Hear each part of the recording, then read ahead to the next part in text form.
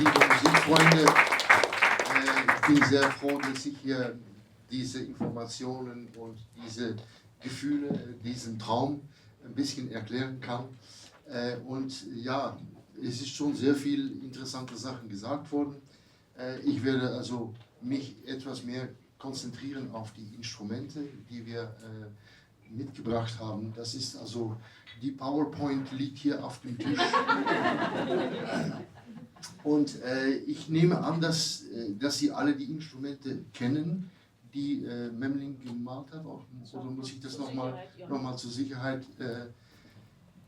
Also wir fangen hier an mit dem Memling Fiddle, dann die gotische Harfe, das Organetto. Das ist eine Claretta. Ich werde nachher ein bisschen mehr noch darüber sagen. Buisine, Schalmei, Trompette de Menestrel, Memling Laute, Tromba Marina und Psalterium. Ja. Und meine Idee eigentlich war so in Zusammenhang mit dieser Zusammenarbeit, Artist in Residence in Antwerpen, um eigentlich, wie Elche Sohn gesagt hat, diesen Traum zu realisieren und die von einer 2D-Aufstellung auf eine 3D zu gehen. Das heißt, dass wir die Instrumente dann während des Restaurations des Triptychons von ganz nah bei anschauen konnten. Und dann habe ich Kontakt gehabt, auch zusammen mit meinem Bruder, der auch hier anwesend ist, Konrad. Und er war eigentlich sehr begeisterter Musikinstrumentenbauer als Hobby. Und er war an diese Instrumentenbauschule in Puurs verbunden und wir haben dann Kontakt gehabt zu seinem Lehrer Dirk de Hertog und der war sofort total begeistert. Wir sind dann in diese Archive vom Museum gegangen und konnten ganz nah während des Prozesses des Restaurierung die Malerei anschauen und in Detail Fotos nehmen, Maßen nehmen auch und wirklich anschauen, was da so in Detail alles gemalt wurde von Hans Memling. Und das war schon ein sehr intensiver und Prozessus, weil es gibt sehr viele Details und mit dieser Restaurierung ist viel sehr deutlich geworden, wegen des Instrumentenbaus erstmals und nachher auch wegen des Spielens, Bespielen von diesen Instrumenten. Von bestimmten Instrumenten kann man eigentlich aus dem Triptychon verstehen, wie die Instrumente gehalten und gespielt haben für bestimmte Sachen. Das wurde schon mal kurz angesprochen davor. Und also ich wollte dann nach dieser 3D-Vorstellung auch mal eine 4D-Vorstellung, dass wir also auch mal hören konnten. Und dann haben wir also in dieser Zusammenarbeit alle Streichinstrumente und Instrumente, das Organetto auch mit Puurs zusammen gemacht. Und für die Blasinstrumente, also die 3 Trompeten, und die sind von Geert-Jan van der Heide in Holland, in Putten, nachgebaut worden. Das ist jemand, der sich schon mehr als 60 Jahre beschäftigt mit historischem Nachbau von Posaunen und Trompeten, Pauken, alles was mit Brass zu tun hat eigentlich. Und die Schalmei wurde von Eric Mulder in England nachgebaut. Na, es ist natürlich so, dass schon seit längerer Zeit, und das haben wir auch hier im Festival, in die Musikausstellung, kann man sehen, dass schon viele Instrumente schon längere Zeit nachgebaut worden sind. Aber was ich spezifisch haben wollte, das ist, dass die Instrumente genau nach dieses Triptychons gebaut wurden. Und da war natürlich eine sehr gründliche Studie notwendig, um das zu verstehen, wie die Instrumente gemacht worden sind, weil man kann natürlich, hier hat man nur eine Voranschau. Was da hinten passiert, ja, das ist für bestimmte Instrumente relativ einfach zu entdecken, aber für andere, wie zum Beispiel das Organetto, ist es viel komplizierter, um zu verstehen, wie die Technik innen aufgebaut wurde. Und dafür haben wir nicht nur beobachtet, aufgemessen und haben wir auch einige originale Quellen nachgelesen. Das hat vor allem Dirk de Hertog gemacht, weil es gibt nicht so viele Quellen, die das im Detail besprechen, aber einige. Und Arnold von Zwolle zum Beispiel hatte mal diese Zeichnung gemacht von einer Laute. Und wenn man das eigentlich so anguckt, ist es sehr ähnlich mit das Instrument, das Memling gemalt hat. Weiterhin hat von Zwolle auch noch über Orgel viel geschrieben, Texte und auch Bildungen.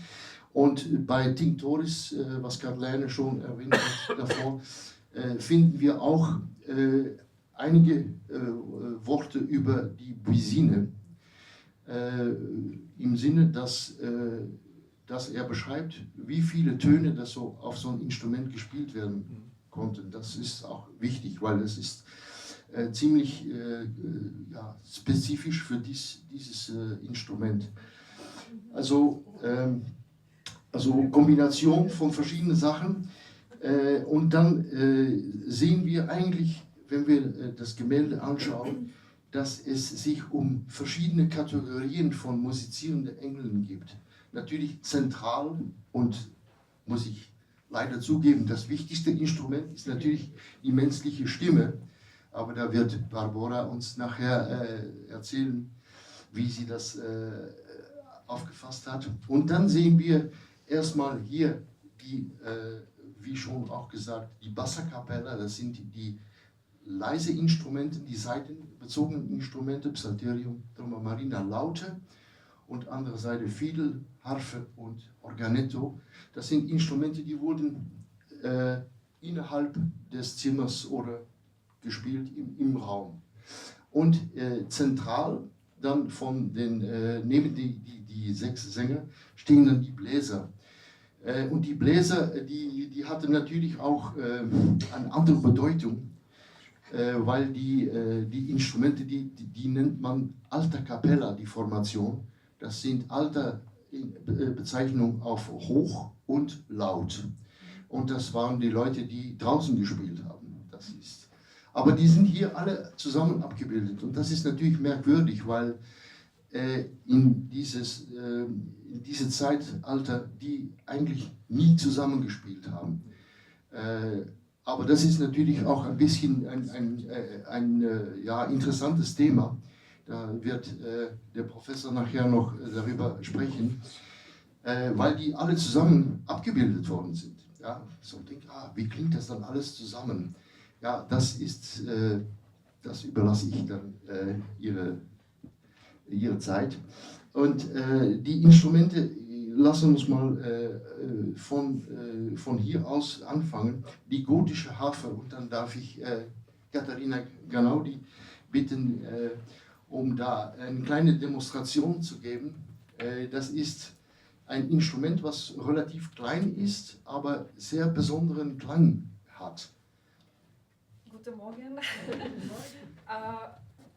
Entschuldigen Sie bitte. I will speak in English, it will be better for me. So, we have a nice example of the Gothic harp here and here. As you can see, with this elegant pillar, but which is the most interesting and very common for the harps of the time. It's those small wooden elbow pegs called braypins that were used because of when in contact with the strings, they were producing this noisy and quite percussive timbre, which was very helpful when for projecting of the sound of the harp because of the small sound box, and when playing with alta cappella, because when you play outside with the harp, with all the shalmai, nobody will hear you. So we, the people from that time, and we are very happy to have spray paints because it's really nice, another color that we can use. Of course, you can also choose when you play with the lute, playing without spray paints, of course, because we have this possibility. I would just ask the question before. My theory is that he's preparing, the angel is preparing, which is interesting on this painting, for example, he's playing with 5 fingers. I must say, there are people who are playing with 5, but most of the people are playing with 4 fingers, most harp players. It's because also there's a very long discourse about the technique, because unfortunately we don't have so much from that time for the fingering, for the technique. So we have many sources, we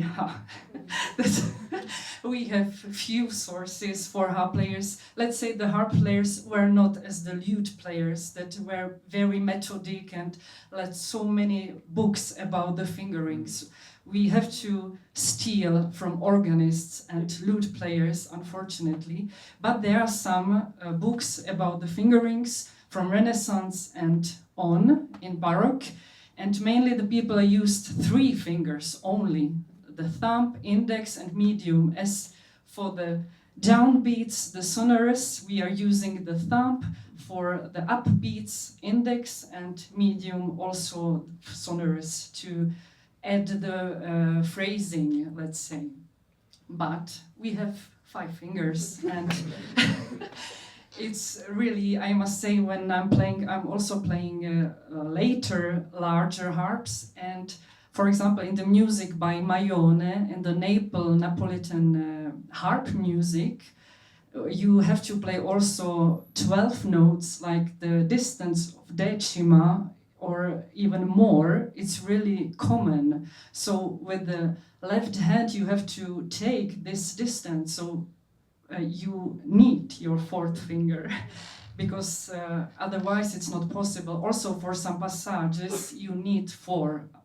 But of course, if I would be in the monastery alone, without any teacher, just with this instrument, and I have 5 fingers, I would play with 5 fingers. Even though it's not so comfortable, because let's say the last one is really short to, you have to practice. But he has the thumb and the last finger on the strings, so he's preparing to play. The weird thing, it's not the 5th. It's like many strings between, and the left hand is in the right position, the thumb is like low. So let's say that Memling could see somebody with the right hand positions on the instrument. So let's say that he's preparing for playing. If you want, I can play a short bass dance, and then I leave you with Wayne. Thank you very much, Katharina. I don't know it by heart, sorry. I will put it here. Is that okay? Yeah, it's okay. No, it's okay. No, it's okay. Okay, sure? Yeah. So you will hear these spray pins, with this noisy, paradisic sound.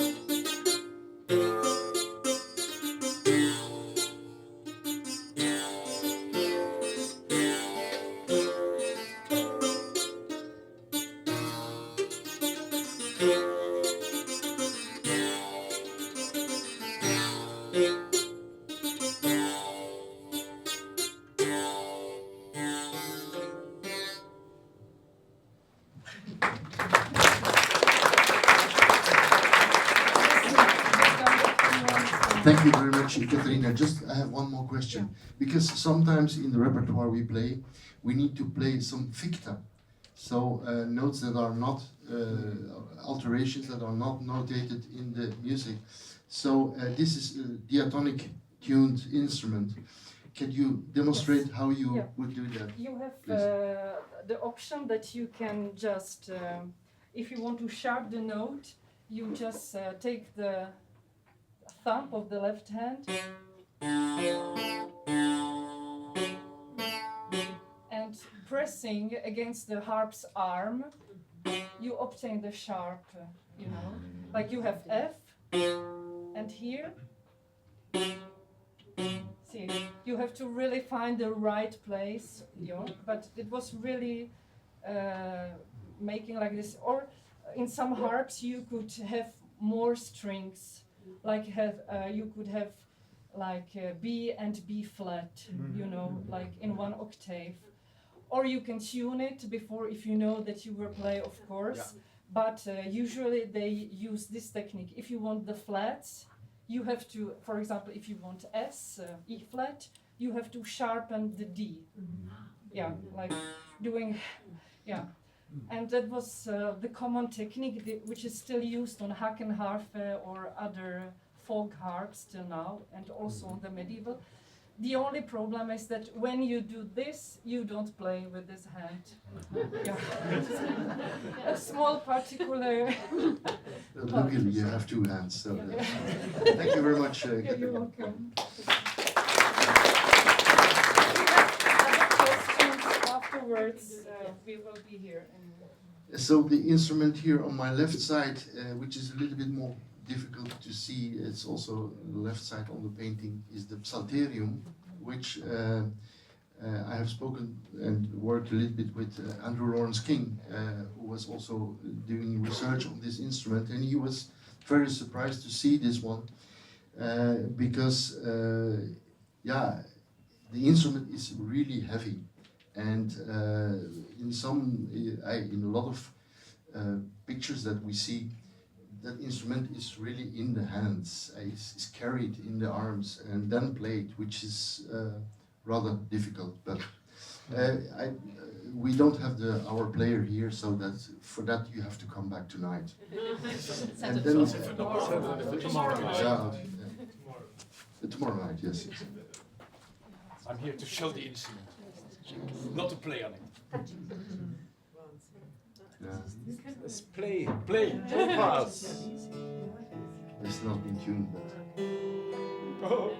For modern music. So very special on this instrument, if I may say, is that there are smaller, shorter strings under the play strings. Yeah. That's the only picture of an instrument with this. Resonance or resonance strings or what? You can't. Very difficult to touch. We don't know why. probably resonance. Resonance Yeah. strings. Yeah. Probably an octave or a fifth, but it's the half the length, so it will be an octave. It could be an octave. So since my brother is here, I can also introduce the Memling lute, which he made in the school himself. And special for this instrument is that it's single stringed. So most lutes are tuned in with choirs, so 2 strings. And there are a few other examples of single string lutes, and is played with a plectrum, so not with the fingers, but with a veer. Ik weet niet, how do you call that?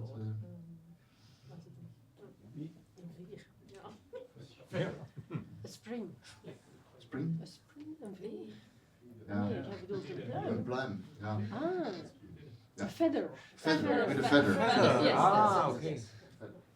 And then the instrument next to that one is also made by my brother, is the tromba marina. And therefore I would like to invite Wojtek Jakl. And that is perhaps the most exotic instrument from the series. And you see it, beside the fact that it's on most paintings played uphand, which is almost impossible. Yes. These are angels. Yeah, they're in heaven. No? There is no. Yes. But we first listen to the sound. But Wojtek, please come forward.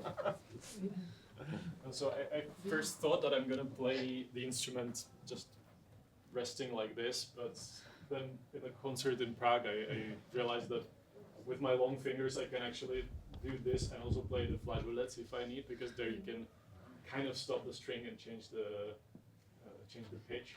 So I actually played like the angel there. I don't know if they did that, but it could be. So we have really this trumpety sound, not on this string, but on this one. So it's caused by the bridge not being fixed, so it's vibrating on this side, and that buzzes against the soundboard. So that's the tromba marina, and then you can of course add some.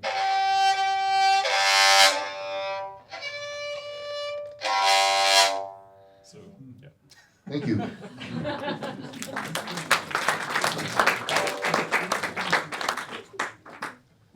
And Wojtek will also play on the fiddle that Memling has painted. And yeah, we have two different models here. But the model from the painting is this one. Perhaps you can show it a little bit closer because it's very special. So the special thing about this I mean, this is very much after the painting. So you can notice already from the size of the painting that the bridge is very flat and looks like a cone. But that means that you would have to play at least 2 or 3 or 4 or 5 strings together at the same time, which that's the reason why we have the second fiddle as well, because for polyphony this is not very useful. So yeah, there is another slightly different model, but it again has the cone bridge, but it's curved. So you can actually play 1 string at a time, but in this case it's almost impossible except for the strings of the sides. So you play chords. You can play Well, chords. we're on this instrument. I'm using a tuning of that Jérôme de Moravie mentions already, which he mentions 3 different tunings. All of them are just D and G in different combinations. So here I use D, G, octave, and then again D. So it's a very, I mean, you can play. It's just the 5th basically with an octave. So yeah, it's limited very much. Of course, you could retune it to a different mode or whatever, different key, let's say. But yeah, you're mostly limited. So that's where there is another option. That's why we have another option. Could you play us a tune on the? And also the bow. Yeah. This is a new addition because I built this like 3 days ago. So just an interesting thing is that, I mean, I had to make some technical choices because it's not very clear how you tighten the hair, but you can see a small wedge by the tip, so that's why I added the wedge here, so you can actually tighten the hair with it. Unlike a baroque bow or a modern bow where you would do this. And also the angel is holding it here under the stick, so kind of a old school, very old school hold. Yeah.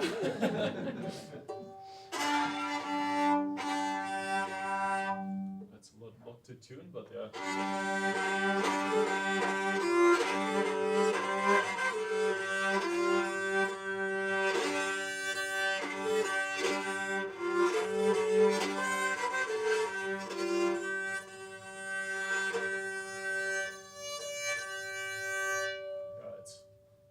Really a lot to take, and you have to jump over the strings to get the 5th and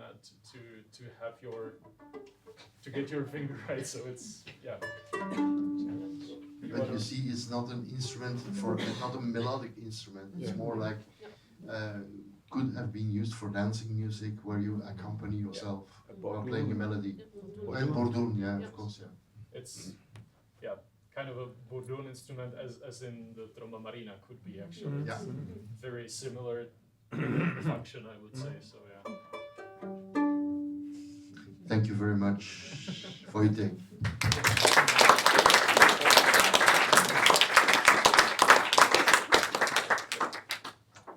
It is clear that this kind of techniques that we find in the we take out of the construction of the instruments are not common. So that demands some expertise and working process to get into that way of playing.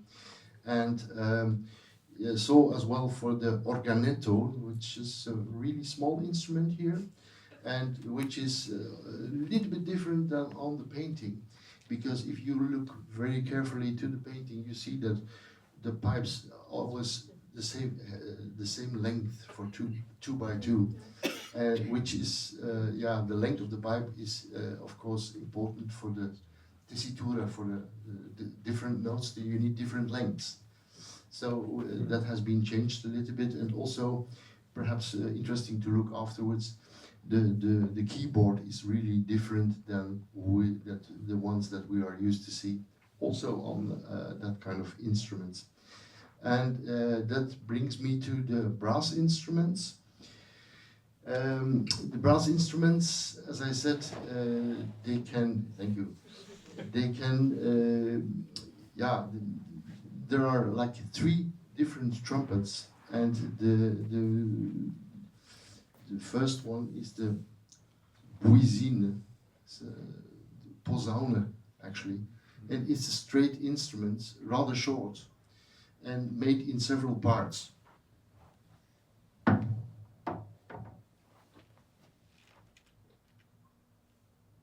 So you can take a shorter part if you want to play in a different tuning. And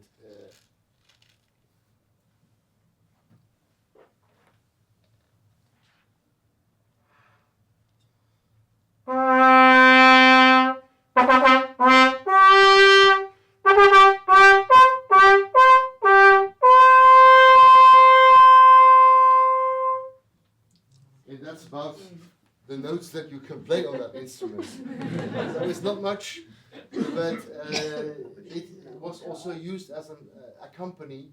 And of course, you know that this kind of trumpet, symbolic as the trumpet of the Last Judgment. So it has a very penetrating sound. Yeah, very piercing sound. Also, the type of mouthpiece makes it sound in that way. And then we have the 2 other trumpets, and the one on the right side is played with the fingers in cigarette holding, as we say, like that. So that means that the trumpet can only be I called it the clareta, which is a name that we find in Virdum, Musica de Touch 1511. And so it's a natural trumpet. Sorry, I have to do it right.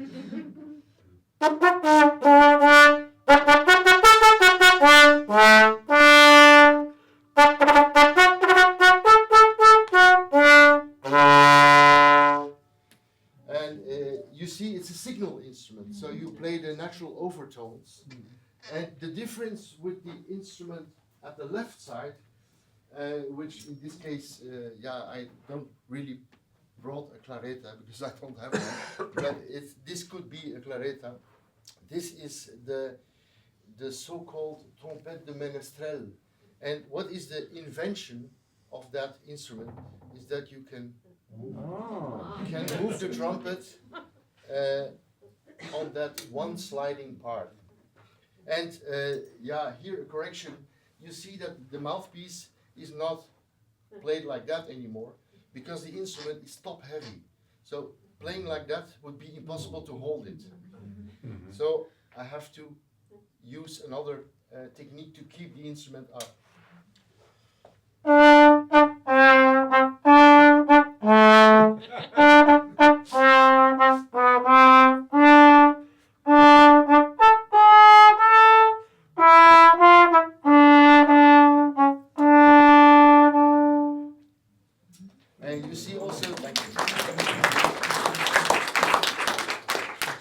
strangely enough, this instrument is not documented at all in any source.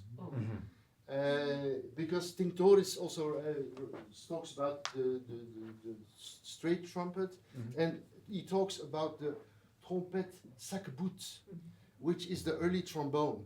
But the difference with the trombone is that you move only the slide, and the trombone, and here you move the entire instrument, which is a little bit more complicated, and also gives you less options to play different notes.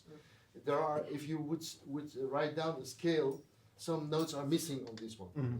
And on the trombone, I was also, of course, a diatonic approach, but you could, in theory, play chromatical scale on that instrument.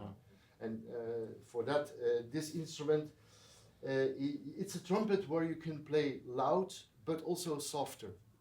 And that gives, but mostly we have a lot of iconographical material where you see this instrument appearing mostly in dance bands with two shawms, and the tenor part is then played on the trompette de ménestrel.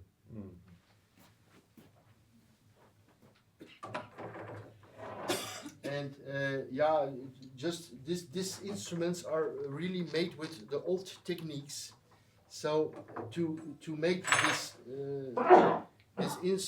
this different part fix, we use it's not glued or did with heating, but it's with wax. You have to put wax on and then you can easily take it out and in again. You see here a little bit of that wax as a natural product. And I think that it's not very clear on the painting, but I'm quite sure that the instrument was made in sterling silver, which is also, this instrument, I didn't clean it, and as you can see, so it gets a little bit darker with the oxidation of the air. And therefore, Silver. this is silver plated. It's a small difference in price also. Since I just found out that the silver price went up 3 times higher than 2025. So it's now, but this one is silver plated, and there is a difference. I have a few sterling silver instruments at home. There is sackbuts then. There is a slight difference in sound and also in the experience to play the instrument. But as my former teacher of chamber music, Theo Mertens, always said, a good player can play on any instrument. So this was a sort of very fast demonstration of the different instruments painted by Hans Memling. And now my idea was also, how can we find repertoire to play on these instruments? And so we treated the alta cappella and the bassa cappella for the most of the time separately.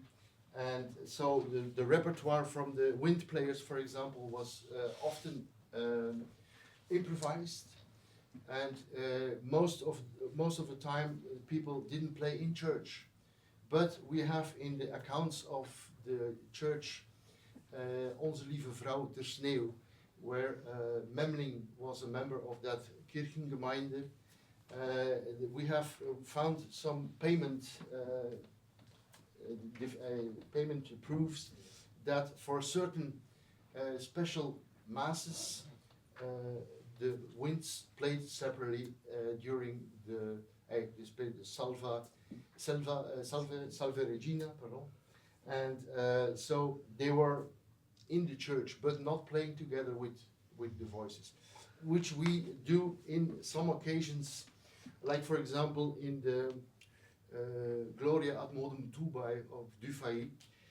But I think the trumpet parts, the trompetum parts, were also mentioned to be sung. But until now I have never heard a really convincing example of that. But because, yeah, of course, Dufay, with all his knowledge, knew exactly which tones that were on the natural trumpet. And you probably remember this passage.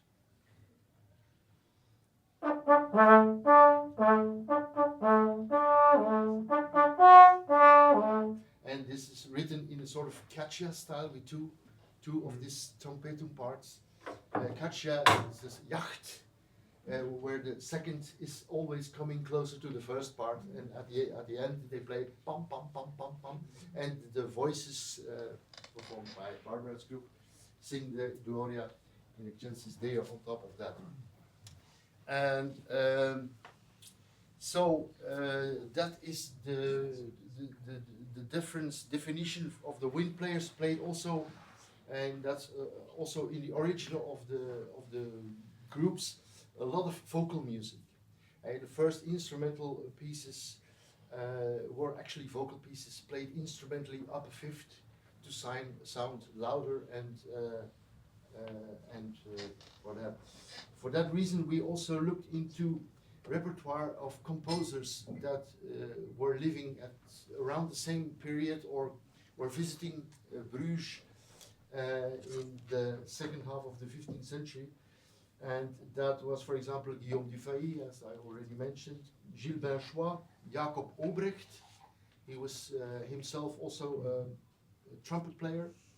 And John Dunstable from, he came also to Brugge. And so we tried to combine those pieces with the repertoire then that was also written for dance music, because the wind players and also the bassa cappella had rich tradition of one of the most important social entertainments was dancing. The basse dance was very popular in that period at the Burgundian court, and so basse dances were improvised on a simple melody. We have this fantastic manuscript in Brussels, and from that we played Danse de Clèves in an arrangement. So we have all kinds of different music, and you will hear that in some occasions we combine those different worlds, which is personal interpretation, not historically grounded. And so that was my idea to try to make this painting sounding again, sounding. And I think we have a very good connection between picture, instruments, and sound, and that was my dream. It came true.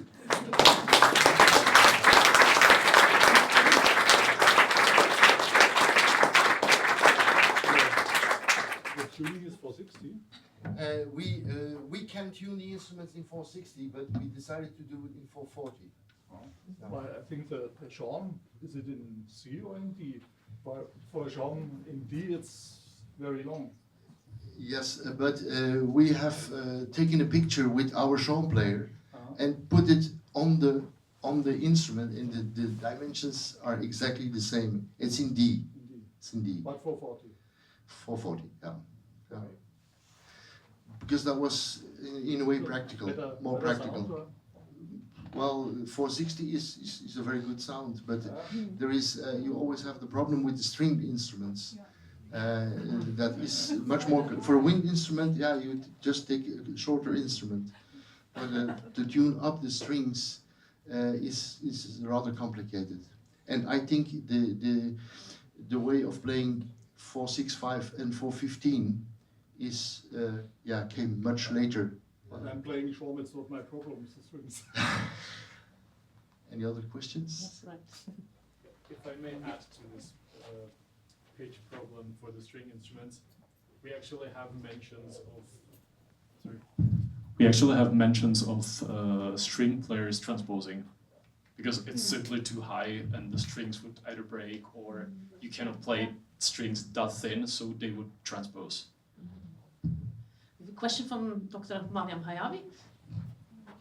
Thank you so much for the presentation. I have a question. How do you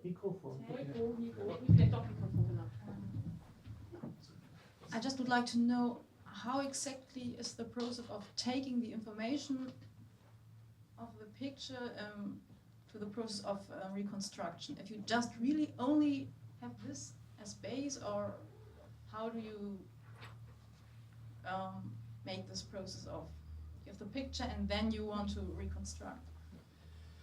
Yeah, we discussed this before building the instruments with the Hertog, which pitch we would choose to make the instruments, and for practical reasons we actually decided to go to 440 and not to 465. But that's a choice. I think it's all other options are possible. Ich habe ja noch eine Frage. If I may, I can.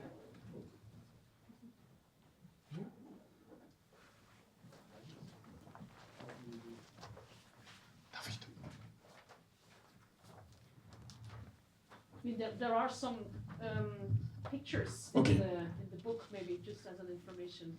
But yeah, good. As a builder of the lute, it was for that instrument rather simple because the form was exactly the same of Arnold Transwolles, really exactly the same. But how big is the instrument? That counts for all the instruments, of course, because we didn't know how big the angels were. So we said, can we find a string to play on that instrument? Because making an lute like that and you don't have the string to play on it, it doesn't work. So we made the size fitting the strings. For the tromba marina, it was a little bit different because they call it also the small tromba marina, but most tromba marinas are much larger. So I made it larger than it is on the painting, just because it is also, I think, much more difficult to play the notes high on a small instrument. The longer the string, the more space you have to play the notes. That's why we made it a larger one. And the fiddles are the same as the lute, which strings fit, and then you make it. That's the size. Just want to show that there are some pictures in this fantastic book which have some information about reconstruction sizes, because this is, I think, something you wanted to draw attention to. I've seen a question from Wolfgang Fuhrmann. We need to pay attention to the time because we all need lunch at some time, but there are some questions. Wolfgang? Yes. Well, if there are some organological aspects, I won't talk about that. So if someone wants to add something to the instruments. I was just wondering, you were mentioning musica ficta. Are you convinced that it could be done on all instruments? I think so, yes. Yeah. Also on like this the fiddle and. Yes, of course. Yeah. Okay. More easy than on the harp, I think. The harp is one of the most complicated instruments to do that. And on the fixed trumpets, claretta and buizine, there is no way you can. On the trumpet ministrel, it's easy. Just go down half position or up. Okay, I just wanted to mention that in the Golden Legend, the book of medieval legends compiled by Jacobus de Voragine, there's a description of what happened at the ascension of Mary into heaven, which is the subject of the whole painting as we now know. And Jacobus is very specific about the songs sung there, and these are almost all antiphons from the Song of Songs, das Hohelied. Yeah. So they're singing Tota Pulcha es, or I don't remember all of them, But if you ever conceive a second concert program, you might include some of these Song of Songs motets, and there are even some in the Lucca Codex which comes from Bruges. So you have actually some models which Memling might have heard in his time. Well, I will Thank be you. talking about that. Yeah. Oh, that's good. Excellent. So here's something we can look forward to after the break. Other questions for the musicians? Maybe very short. And then maybe. Why do you think? Sorry. Why do you think there are no drums at all? Well, there are no drums in this painting. There are several other. Isn't that strange? Yeah. No, it's not strange. Why? There are also. No, there are angels that playing tamborino and kettle drums, and so. Yeah, yeah, oh yeah. So that's existing, but not on this I painting. think on And the, that on the was other my Memling main- I showed, you can Yeah, have some. yeah, You yeah. have some indeed. Yes, yes. Is the tromba marina the instrument we in Germany call Zugtrompete? No, nein, Trompet de Menestrel, that's the Zugtrompet. I said Ja. it's- Tromba Marina ist die Nonnengeige auf Deutsch. Ja, Oder Trumscheit, ja. Ja, genau. ich hab's verwechselt. Gut, dann ganz herzlichen Dank. Eine ganz praktische Information. Ich glaube, wir schließen.